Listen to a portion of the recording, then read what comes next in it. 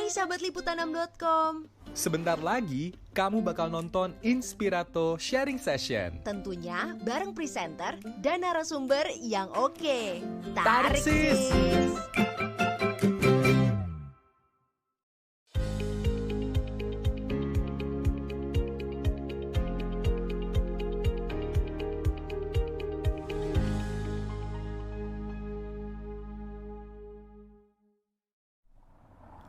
Hai, aku Lili. Dan aku Putra.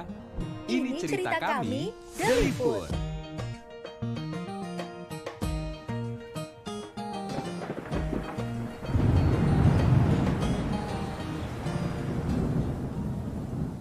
Halo Bu. Iya, sore ini aku antar adik ke toko ya. Jadi kok. Oke, bilang adek sabar sebentar ya. Masih hujan nih. Oke dah Ibu. Mau jalan-jalan nih, Li? Enggak, mau antar adek beli perlengkapan sekolah aja Put. Kan katanya bulan Juli nanti sekolah tatap muka udah dimulai lagi. Beneran gak sih? Kalau kata Mendikbud Nadiem Makarim, sesuai dengan arahan Presiden Jokowi, semua sekolah di seluruh daerah rencananya emang mau dibuka lagi mulai Juli 2021. Syaratnya, vaksinasi guru dan tenaga pendidikan selesai di akhir Juni mendatang, Li. Tapi nantinya siswa dan guru tetap menerapkan protokol kesehatan kan Put? Soalnya ibu juga masih khawatir. Bener-bener. Bahkan nih, Mas Menteri ngedorong seluruh kepala sekolah untuk memaksimalkan penggunaan dana BOS bagi prasarana pendukung protokol kesehatan. Kayak tempat cuci tangan, sabun, masker, termometer, dan lain-lain deh, Li. Gitu. Terus denger-dengar prosesnya dimulai dari jenjang SMP dan SMA dulu ya? Tapi kalau ada orang tua yang tetap nggak mengizinkan anaknya, gimana tuh Put? Nah, Mendikbud bilang orang tua berhak kok menolak kalau belum bener-bener yakin sama protokol kesehatan yang dijalanin sekolah. Nantinya anak-anak juga bakal tetap ngelanjutin pembelajaran dari rumah. Wah, berarti orang tua dan pihak sekolah harus aktif melakukan evaluasi dan perbaikan bersama-sama ya Put? Betul. Ya udah, mau bareng kali. Mumpung rumah masih tetanggaan, gua bawa mobil nih. Ampun deh, terus lo ngapain berteduh dari tadi?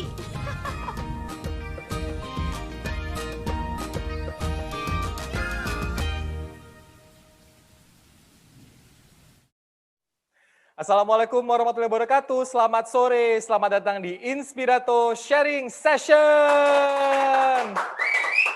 Mudah-mudahan pada sehat terus, mudah-mudahan pada semangat terus, karena hari ini kita akan berbincang dan mudah-mudahan bisa mendapat banyak inspirasi ya dari seorang kepala desa yang banyak dinilai orang nyentrik tapi punya banyak terobosan. Kita akan ngobrol dengan Pak Abdul Halim, Kades Sekapuk dari Gresik. Halo Pak Halim. Pak Halim. Selamat sore. Selamat sore Pak. Ya, selamat sore Bapak. Apa kabar Pak? Baik, Alhamdulillah, sehat. Sehat, Alhamdulillah. Pak Halim, terima kasih atas waktunya. Ini mau berbincang di sharing session liputanam.com karena banyak sekali cerita-cerita menarik soal bagaimana Bapak membawa desa Sekapuk menjadi desa miliarder katanya gitu. Ini boleh diceritain dulu nggak Pak Halim? Kalau nggak salah background Pak Halim dulu pernah sempat jadi nahkoda, kemudian sekarang jadi kepala desa, itu ceritanya seperti apa Pak Halim? Ya, jadi terima kasih atas kesempatan yang diberikan dan juga mengangkat topik Sekapuk yang dari desa tertinggal bisa menjadi desa miliarder. Terkait dengan saya sebelumnya jadi kepala desa, benar profesi saya pelaut dan kebetulan sempat 12 tahun kurang lebih saya jadi nahkoda. Dan di sini pilihan saya ketika saya harus di desa memutuskan untuk masa tua di desa bersama keluarga, tentu dengan putri-putri saya. Ya, saya diminta sama sebagian masyarakat dan teman-teman muda untuk maju jadi kepala desa. Dengan berbagai pertimbangan, detik-detik akhir akhirnya kami sanggup dan siap untuk dijadikan calon, tapi dengan beberapa catatan, diantaranya saya mau maju jadi calon kepala desa, tapi tidak pakai money politik. Itu yang pertama.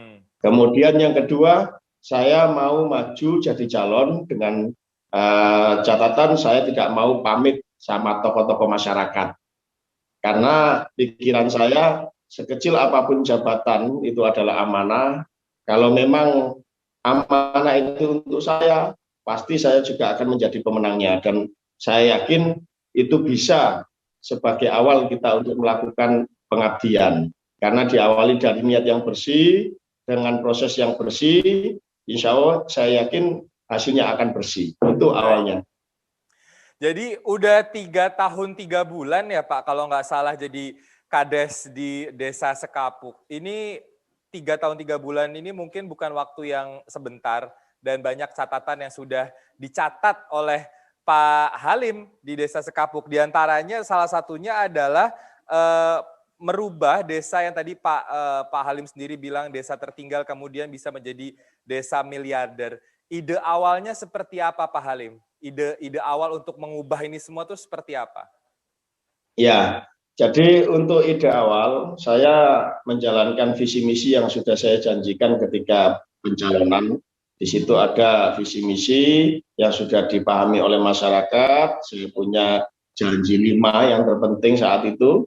Saya kepengen adanya menara Masjid Jami, terus kemudian saya ingin membuat lapangan kerja, dan di situ juga memunculkan produk-produk unggulan yang ada di desa, dan sekaligus kepengen punya lahan wisata yang saat itu memang posisinya kota kami tidak kota wisata, kota industri, masih gersang, panas, dan tandus, tapi kita bisa mewujudkan, termasuk keinginan saya untuk net profit BUMDes itu di angka 1,2 miliar, saat itu memang ditertawakan. Tapi ya alhamdulillah semuanya ini bisa terwujud ketika hal-hal yang potensi itu belum bisa diuraikan ataupun belum bisa dijalankan sama masyarakat, saat ini bisa dijalankan. Dan untuk teknik-teknik strateginya saat itu ya tentu kita dengan komunikasi dan juga transparansi kepada masyarakat. Nah, ini menarik nih karena salah satu caranya nih sahabat liputan6.com, Pak Halim nih berhasil membuat warganya nabung 80.000 per hari ya Pak, kalau nggak salah ya Pak ya? Ya, betul. 8.000 per hari. Oh, 8.000 per hari, maaf, 8.000 per hari. Jadi warga ngumpulin uang 8.000 per hari, kemudian dikumpulin ke RT-nya ya Pak, terus kemudian dijadikan, diputer uangnya gitu untuk membangun desa. Itu dijadiin apa aja Pak? Dan kemudian bagaimana Pak Halim tuh bisa meyakinkan warga untuk mau gitu Pak, nabung 8.000 per hari, sehingga bisa jadi modal untuk membangun desa, itu seperti apa Pak Halim? Ya, jadi kronologinya karena saat itu di IDM desa kami adalah desa tertinggal dan baru menuju desa berkembang. Kemudian kita mulai itu dalam posisi desa berkembang, tentu banyak keterbatasan. Dan bicara indeks desa membangun di posisi desa berkembang, kita ini posisinya tidak ada catatan atau riwayat untuk menerima bantuan dana dari pemerintah saat itu.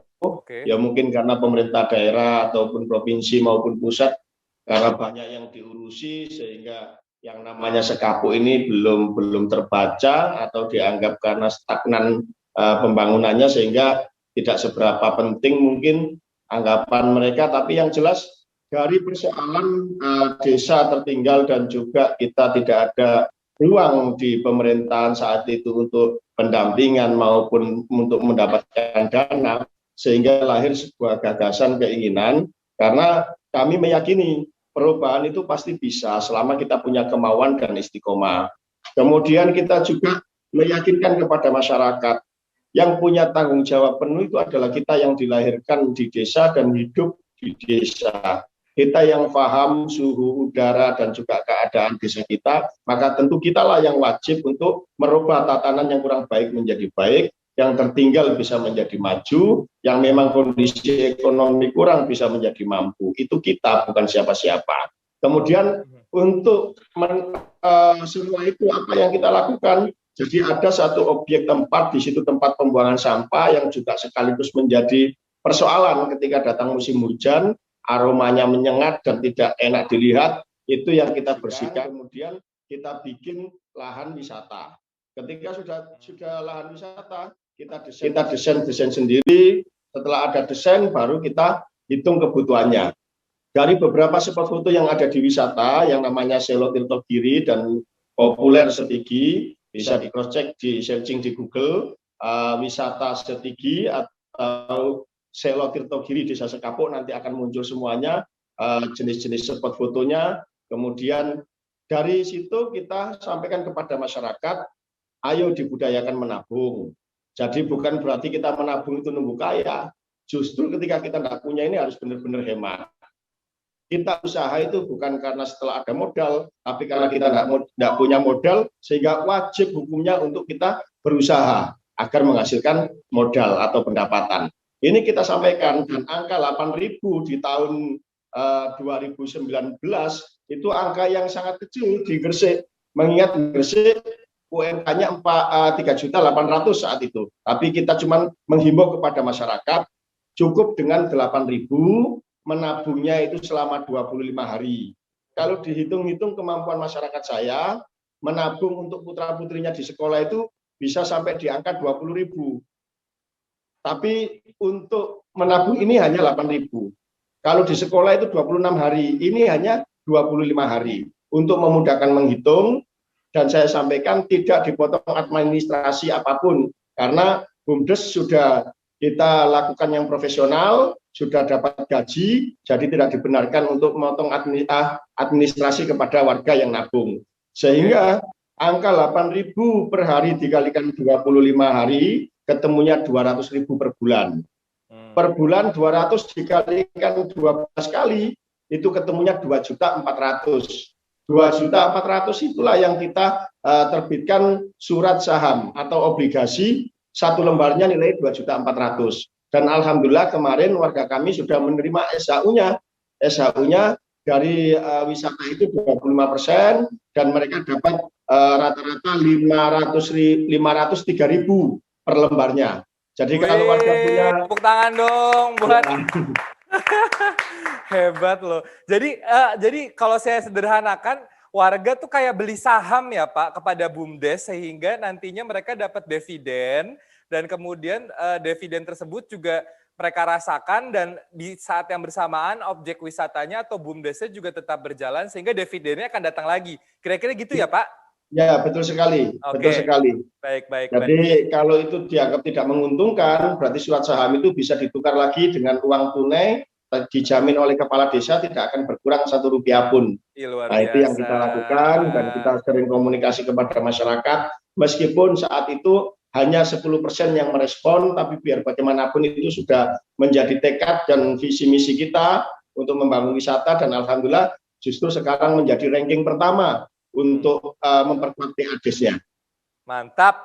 Pak, ini kalau ngomongin Desa Sekapuk ada 4 nih, Bapak boleh ralat saya kalau saya salah Pak, tapi ada 4 BUMDes nih yang saya dapat informasi dari teman-teman di Sekapuk. Itu ada betul wisata Selo Tirtogiri atau Setigi yang tadi Pak Halim sempat sebut, terus juga ada PDAM, pengolahan sampah, dan juga tambang kapur. Bahkan di tahun 2020 BUMDes Desa Sekapuk ini berhasil meraih 7M laba bersihnya. Ini benar nggak Pak? Ya, betul sekali. Jadi laba bersihnya 7 miliar, dan sudah direalisasikan juga untuk PADES-nya juga sudah surplus, di mana tahun 2020 saya targetkan BUMDes harus menyetor senilai 1,5 miliar, tapi faktanya BUMDes mampu menyetor di angka 2,24 juta untuk PAD. Nah, karena itu kewajiban yang harus dibayar, 40% dari net profit BUMDes itu amanat Perdes. Itu Pak, boleh nggak Pak dibocorin Pak, ini kan angka 7 miliar untuk laba bersih BUMDes ini besar ya Pak untuk sebuah desa gitu, bahkan bukan kota gitu. Apa sih Pak kuncinya sehingga bisa dapat laba segede ini? Apakah memang hanya mengandalkan sektor wisatanya saja, atau peran masyarakat juga, atau ada kiat-kiat lain Pak sehingga laba bisa segede ini Pak Halim? Ya, jadi bisa laba gede itu tentu kita semuanya harus komitmennya sama, yaitu menyadari kalau kita ini digaji sama masyarakat, sehingga berkewajiban untuk kerja keras dan juga jujur jujur di sini direalisasikan dengan transparansi. Terus kemudian kita kerja cerdas, jadi kita ngerti bagaimana administrasi itu penting terkait dengan keuangan. Kemudian kita juga harus bisa melakukan komunikasi dengan beberapa stakeholder dan juga masyarakat. Karena di sini beraneka ragam masyarakat kita dan kepentingannya beda-beda, ini perlu kerja yang cerdas. Dan alhamdulillah kerja keras dan kerja cerdas itu terjawab, yang akhirnya kita juga mampu mendeklarasikan sebagai desa miliarder, tepatnya di tanggal 9 bulan 9 tahun 2020 kemarin kita deklarasikan sebagai desa miliarder. Itu karena memang BUMDes-nya sudah miliaran, PADes-nya juga tembus miliaran. Dan ini wajib hukumnya untuk semuanya tahu. Karena sekali lagi, sekecil apapun jabatan itu amanah, dan juga di BUMDes itu kepercayaan masyarakat itu amanah mereka yang ada di BUMDes untuk mengelola potensi yang ada di desa. Jadi kerja keras, kerja cerdas sehingga akan menghasilkan nilai miliaran, dan itu bisa bukan hoax, sekapuk bukan desa fiktif, tapi benar-benar sekapuk adalah bagian dari Indonesia. Ih, gila. Kalau ada yang bilang desa fiktif, suruh main Pak ke Setigi ya Pak ya, suruh nyobain sendiri serunya ke Setigi itu gimana. Ini desa miliarder loh. Nah, jadi sahabat liputan6.com ada satu tagline lah kalau ngobrolin soal Pak Halim tuh, katanya Pak Halim punya 4 kunci, yaitu gila ya Pak, yaitu gagasan, ide, langsung, aksi. Itu benar Pak? Ya, betul sekali. Itu jadi inspirasinya dari mana Pak? Kenapa gila gitu? Terus kenapa harus ada dari gagasan, ide, langsung, dan aksi Pak? Ya, jadi seorang leader itu memang diperlukan keberanian, dan bahasanya awal itu dikatakan gila itu gila secara kosakata dan terjemahannya. Memang dianggap Pak Kades ini gila, masa terpilih langsung bersihkan sampah, terpilih baru ajak gotong royong, nggak ada lagi sampah atau yang diurus, kayaknya nggak ada kerja yang lain. Padahal kita ini posisinya di tahun pertama yang diatur oleh aturan ketentuan pemerintah, kita nggak bisa melakukan anggaran, mengingat kita belum punya Perdes RPJMdes. Yang kita lakukan di tahun pertama adalah apa yang menjadi program pemerintahan sebelum kita. Sehingga tahun pertama itu yang saya lakukan adalah kegiatan-kegiatan positif yang tidak ada nilai rupiahnya, seperti gotong royong bakar sampah, kita menata lingkungan, kita menata administrasi di desa, administrasi lingkungan, administrasi KK untuk administrasi mandiri. Ini kita benahi semua selama 7 bulan. Jadi kita melihat pekerjaan itu dari situasi, dan kemudian pilihan kita administrasi karena memang posisinya agar tepat sasaran, dan kita untuk membangun sekaligus untuk mewujudkan harapan usia produktif dan tidak produktif kita bisa mengerti secara valid. Jadi kita data pertama yang kita kerjakan. Terus kemudian kalimat gila itu karena sudah jelas-jelas itu tambang pasca penambangan batu kapur yang tidak digunakan, hanya digunakan untuk buang sampah, kok maunya dijadikan wisata. Ini sudah dikatakan ini orang gila. Mana mungkin ditanami pohon itu bisa tumbuh wong batu kapur. Tapi dari gila itulah kata gila, dan juga istilahnya arti daripada gila itu supaya tidak menyakitkan, ya kita plesetkan menjadi sebuah gagasan, ide, langsung kreatif, itu ya kita terjemahkan ke sana. Jadi istilahnya apapun tanggapan mereka kita respon positif.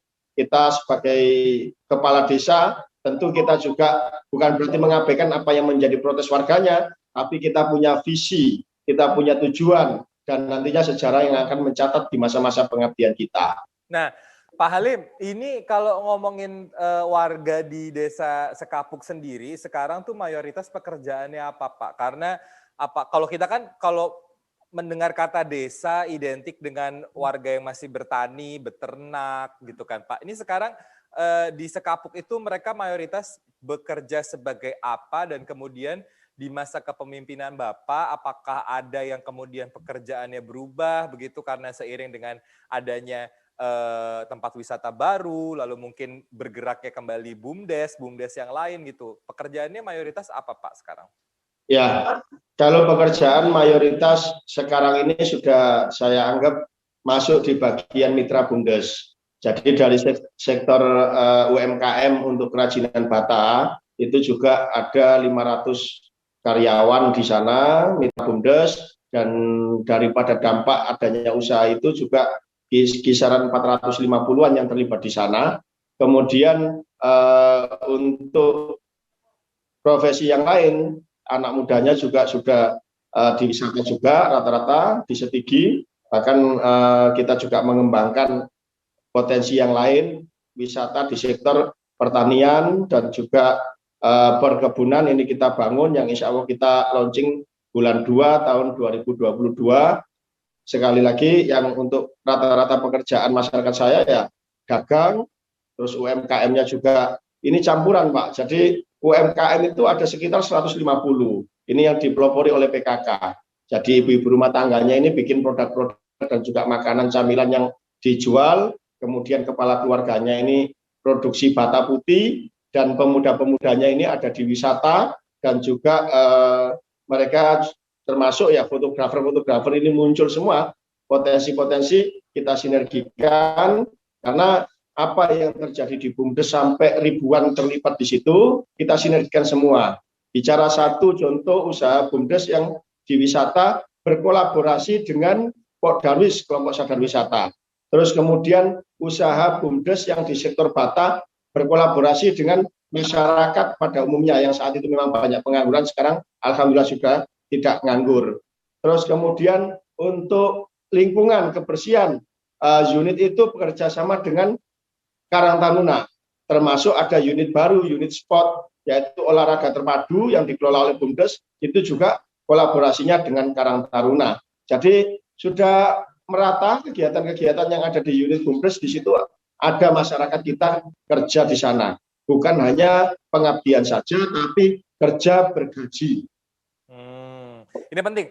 Nanti saya mau bahas soal kerja bergaji itu dan saya mau bahas kalau dengerin penjelasan Pak Halim tadi ya, kita kayak mendengar orang yang sangat mengerti soal manajerial SDM, mengerti soal marketing gitu. Nanti kita bahas lebih lanjut Pak Halim, tapi sebelumnya kita punya VT atau video cuplikan tentang Desa Sekapuk hari ini. Ini cuplikannya.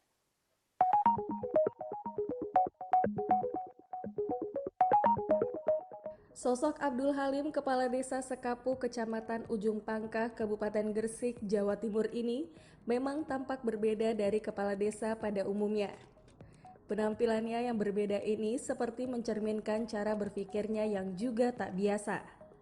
Inovasi-inovasi yang ia miliki diantaranya mengubah bekas tambang kapur menjadi destinasi wisata yang terkenal hingga ke mancanegara, program beasiswa untuk anak yatim, dan mobil mewah untuk operasional.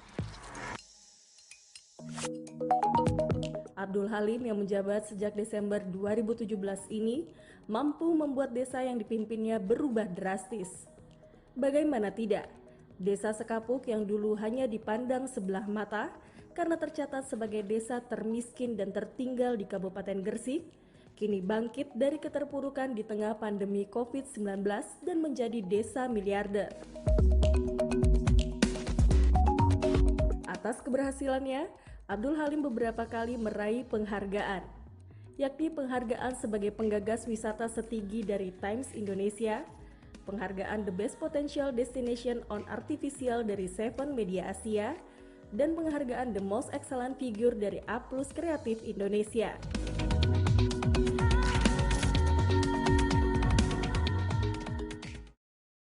Tepuk tangan dulu dong buat Pak Abdul Halim sekali lagi. Itu gede banget ya Pak, Setigi itu ya Pak. Berapa sih Pak luas hektarnya Pak kalau objek wisata Setigi itu Pak? Ya, jadi biar clear, itu tadi foto ketika tahun 2019 video yang berjalan tadi.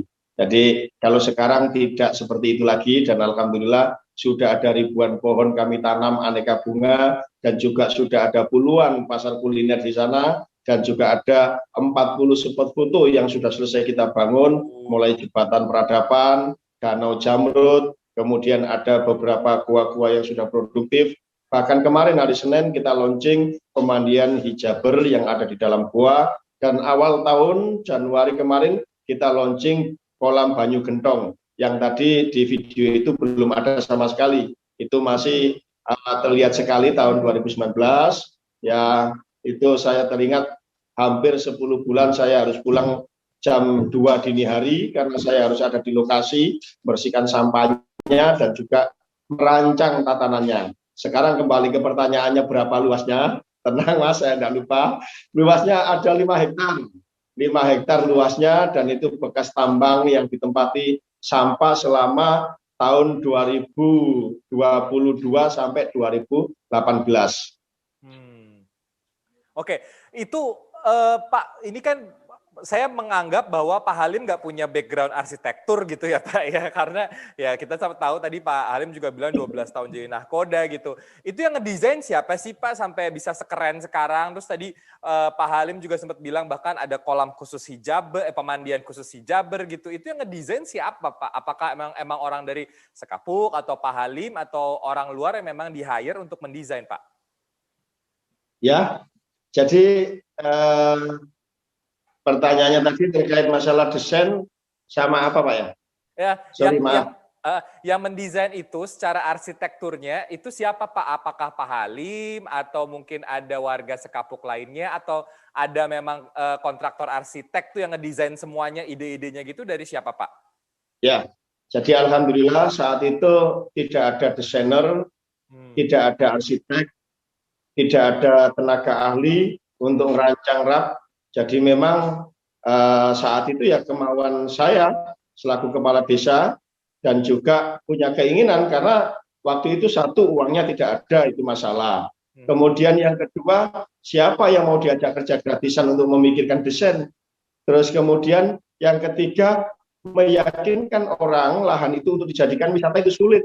Wong Batu ada cowokan saya jadikan pemandian hijaber bagaimana desainnya orang tidak percaya kok malah bisa mau membantu ke sana. Saat itu kita cari yang percaya aja susah. Susah dan memang tidak ada yang desain itu. Sekaligus namanya juga kita spontan saja ini dikasih nama ini gitu aja.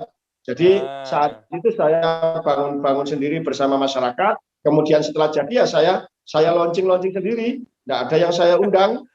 Tidak ngundang bupati, tidak ngundang camat, tidak ngundang siapa-siapa. Nanti kalau diundang ya paling enggak kita disibukkan lagi menyambut ada makanan, ada apa namanya souvenir. Kami tidak mau ribut, kami di desa cuma mau pengen ada kemajuan itu saja. Jadi ya kita bangun sendiri, kita rancang sendiri, kita resmikan sendiri. Tapi ya itu luar biasanya kita nikmati se-Indonesia, kita nikmati sama-sama. Jadi setigi ini adalah kado orang desa untuk Indonesia. Mantap. Saya yakin ya. Jadi posisinya kalau tadi pertanyaannya Pak Halim ini bukan background insinyur tapi mau desain, saya jadi teringat ini beliau juga sempat ikut di sini. Karena ya memang dalam guyon-guyon itu benar di Indonesia ini berapa kali ganti presiden tidak ada yang pakar hukum tata negara itu benar itu. Jadi yang penting kemauan dan niatnya karena yang terjadi dalam kehidupan itu tidak lepas dari niat kita. Tidak ada orang kaya di Indonesia itu karena dia sudah S3 atau pakar ekonom. Jadi tanpa mengurangi rasa hormat dari akademisi, ini real dan inilah kehidupan yang nyata. Bukan berarti kalau saya nahkoda itu saya berkewajiban membuat kapal raksasa, tidak. Buktinya dari nahkoda saya balik ke desa juga bisa hidup. Nah ini juga bagian daripada merubah mindset dan sekaligus saya ingatkan teman-teman yang seprofesi. Kalau memang sudah cukup untuk makan 3 kali, cukup ganti baju 2-3 kali, ayolah balik kampung, dibangun desanya. Yang usianya sudah senior nahkoda itu balik kampung, sampai punya kekayaan, pengalaman, ini curahkan di kampung, di desa. Sekarang perlu saya sampaikan, supaya lahirnya desa yang semangat ini bisa menginspirasi yang lain, tantangan ini saya ajukan kepada masyarakat rakyat Indonesia yang plat merah tanda kutip, yang punya jabatan kuat dan tinta yang emas. Apakah desa Anda sudah maju dan mapan semua warganya? Kalau tidak maju dan belum mapan warganya, tolonglah diingat, semua itu adalah amanah. Jabatan sumpah ini amanah dan dipertanggungjawabkan. Cepat-cepat dapat hidayah dan balik ke kampung. Bantu di desa. Cepat-cepat dapat hidayah balik ke kampung ya Pak, bangun desanya ya Pak ya. Betul sekali. Oke. Harapan Pak, saya, Pak Menteri, Pak Gubernur, Pak Bupati yang ada di Indonesia ini, ketika sudah menjabat itu, toleh kembali. Anda dilahirkan di kota mana? Anda dilahirkan di desa mana? Besarkan dan majukan kota dan desa tempat kelahiran Anda. Niscaya Indonesia ini tidak krisis, contoh dalam pembangunan untuk memajukan negara. Karena emang bener sih, kalau dimulai dari level desa aja udah maju, harapannya kan baik itu ke depannya kelurahan, kecamatannya juga maju, kemudian kota kabupaten maju, dan kemudian provinsi maju, dan kemudian Indonesia maju. Kira-kira gitu ya Pak Halim. Pak Halim nih, saya tertarik juga Pak, ini maaf ya, saya agak urak orangnya. Jadi saya penasaran sama 5 kendaraan operasional desa Sekapuk. Pak Halim lagi-lagi boleh benerin saya kalau saya salah. Jadi di desa Sekapuk itu kendaraan operasionalnya ada yang berupa mobil Alphard, habis itu ada Grand Livina, terus double cabin Mazda, expander, dan bahkan punya ambulans dengan standar COVID-19. Itu benar semua Pak? Ya. Itu Jadi, boleh dijelasin nggak Pak? Itu uangnya belinya dari mana dan kemudian digunakannya untuk apa aja Pak Halim? ya, di situ sudah jelas ada stiker besar dengan logo Tuku Dewi. Itu bahasa kami orang desa. Tuku Dewi itu beli sendiri. Beli sendiri berarti uang sendiri Pak. Kalau uangnya bank berarti kan beli hutang. Nah, jadi yang jelas itu lunas, uang sendiri, beli sendiri. Peruntukannya kalau untuk double cabin Mazda itu wisata. Kalau untuk itu PKK, expandernya itu BUMDes, kemudian untuk Alphardnya itu Pemdes, dan semuanya ini tidak untuk kata sombong-sombongan, supaya jelas kalau memang hartanya itu miliaran, apa asetnya, jangan cuma angka. Ya. Dan ini kami tunjukkan sekali lagi bukan karena untuk sombong-sombongan, tapi sebagai bentuk tanggung jawab dan juga biar bisa membedakan siapa yang kerja cerdas dan siapa yang kerja malas. Jadi sudah sewajarnya kalau kerjanya kerja cerdas, mereka mendapatkan itu. Bukan berarti untuk sombong-sombongan tidak, tapi agar desa-desa yang lain juga mengikuti seperti kami.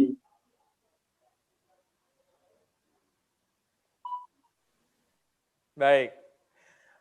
Pernah nggak Pak ada yang menyaksikan kemampuan Bapak dalam memimpin perangkat desa terkait dengan penampilan Bapak yang cukup nyentrik? Kalau ngeliat kepala desa kan identiknya biasanya tuh bapak-bapak yang cukup kaku tapi rapi gitu. Ini kan kalau Pak Halim kelihatannya cukup berbeda, cukup nyentrik gitu. Pernah ada yang Ya. Jadi, halo? Iya, Pak. Ya, kalau untuk menyaksikan itu hak mereka, Pak. Karena masalah penampilan casing ini kan made in Tuhan. Jadi, saya tidak menyoal itu, saya tidak masalah apa tampilannya, akan tetapi hasil kerjanya yang kita tunjukkan. Jadi keraguan mereka kita jawab dengan capaian kerja.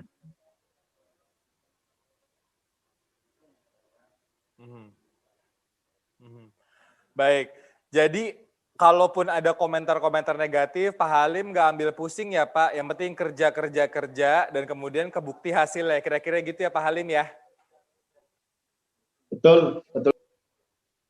Baik, Pak Halim, ini saya mau nanya lagi Pak soal pembangunan di Desa Sekapuk. Tadi Pak Halim sempat nyebut ada objek wisata yang tadinya dari bekas tambang, kemudian jadi gunung sampah, kemudian jadi objek wisata. Kedepannya ada lagi nggak Pak objek wisata baru yang mungkin akan dibangun di Sekapuk? Ya, karena tadi saya sampaikan masyarakat saya ini campur-campur, secara profesi juga demikian.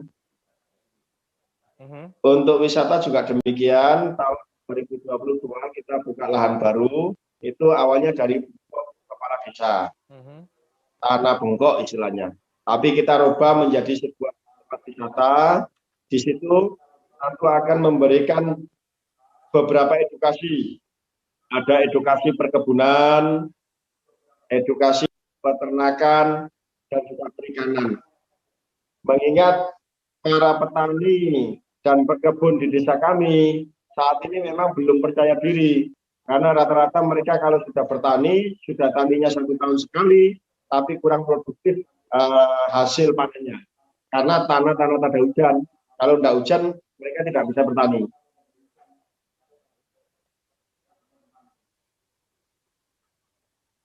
Oke. Pak Halim, di Sekapuk juga katanya Pemdes memberikan beasiswa Pak untuk anak yatim dan juga penghafal Al-Quran. Ini seperti apa sekarang Pak programnya? Ya, kalau untuk beasiswa sudah kita anggarkan, ini seleksi alam, pihak pemerintahan desa tidak memandang kaya dan miskin. Jadi kalau anak yatim atau piatu, mereka punya hak untuk dibiayai sekolah desa. Alhamdulillah tahun ini mulai sekolah PAUD sampai SMA-nya kita biayai, Pak. Kita anggarkan untuk itu. Terus kemudian kalau untuk S1-nya itu diberlakukan untuk warga saya yang cinta dengan Quran, karena mayoritas desa Sekapuk adalah Muslim. Yang masyarakat yang cinta dengan Quran, hafal 3 atau 5 juz bisa mengajukan beasiswanya ke balai desa agar dibiayai untuk S1.